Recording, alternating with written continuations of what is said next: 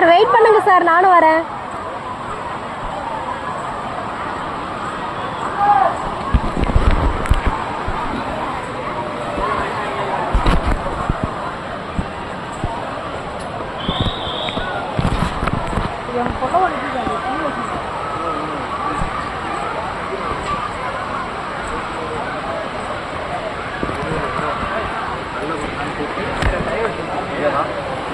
Car வரைக்கும் நீங்க நடந்துரு சரியான.